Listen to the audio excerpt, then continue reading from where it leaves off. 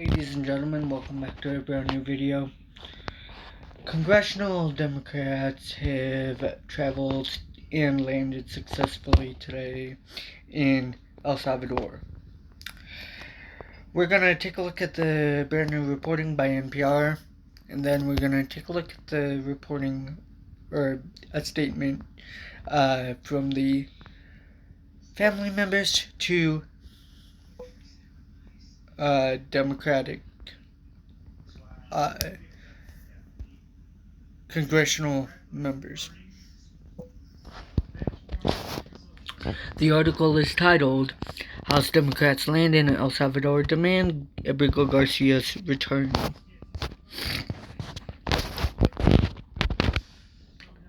Ladies and gentlemen, and the article reads, 4 Democrats were scheduled to land in El Salvador Monday to demand the release and return of Kilmar Abrego Garcia, a Salvadorian citizen who lived in Maryland and was deported by the Trump administration to a prison in El Salvador due to what the Trump administration calls an administrative error. The group, Representative Robert Garcia, Democrat from California, Maxwell Frost, Democrat from Florida, Representative Yassamin Ansari, Democrat from Arizona, and Representative Maxine Dexter, Democrat from Oregon, said in a statement that they hope to pressure the White House to abide by the Supreme Court order, while Donald Trump continues to defy the Supreme Court order. Kilmar Abrego Garcia is being held illegally in El Salvador after being wrongfully deported, Representative Garcia said, adding that this is why we're here, to remind the American people that kidnapping immigrants and deporting them without due process is not how we do things in America. The Trump administration has refused to bring back Abrego Garcia despite a Supreme Court order to facilitate his return, and is receiving bipartisan criticism for it. The Salvadorian citizen entered the country illegally. An immigration judge said he should not be deported to El Salvador because Abrego Garcia was able to prove he was likely to suffer persecution in his home country. The Trump administration says it deported him because he was a member of MS-13. His lawyers deny that Abrego Garcia belongs to the gang. The White House has said it can't force the Salvadorian government to release one of its citizens, while El Salvador's President Nayib Bukele called the idea of Abrego Garcia's release preposterous. On Thursday, a federal court denied the Trump administration's appeal of the court's return order. Last week, Representative Garcia and Frost requested congressional travel funds and security for the trip to El Salvador. Representative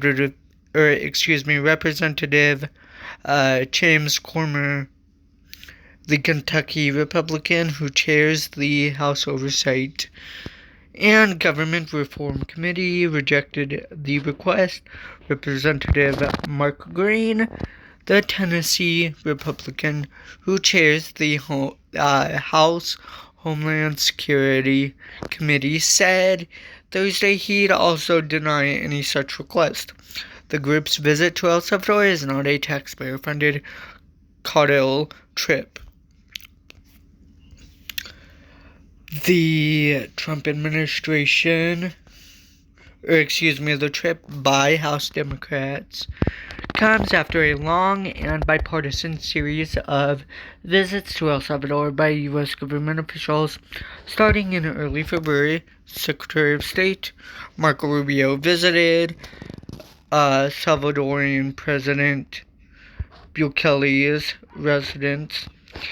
In March, Department of Homeland Security Secretary Christine Noem met with D-Calif and visited Secot, and in April, Representative Riley Moore, Republican from West Virginia, also went to the prison. Senator Chris Van Hollen, the Maryland Democrat, met with Abrego Garcia last week.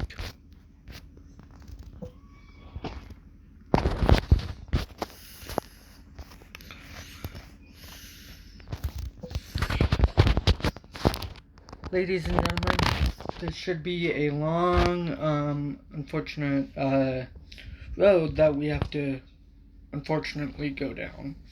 I will continue to provide updates as we get more information, and more information becomes available. Firstly, ladies and gentlemen, if you did enjoy this video, please make sure that you like, comment, share, subscribe, and enjoy. Secondly, if you want to make sure you never miss a brand new legal breaking reporting, please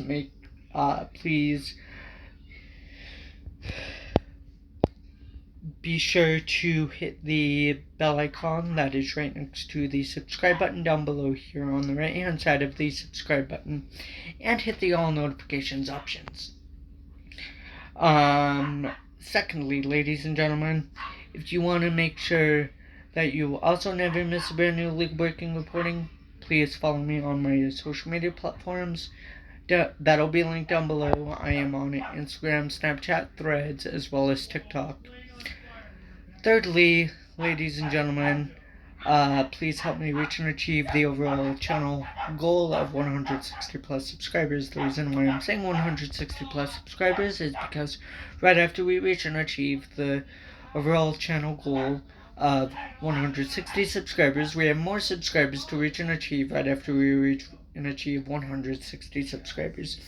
Lastly, ladies and gentlemen, please stay positive, stay safe, and know that justice will prevail on the correct side of the law eventually, despite Donald Trump and his illegal regimes and administration's unlawful, illegal, unconstitutional, and unlawful executive orders and behaviors.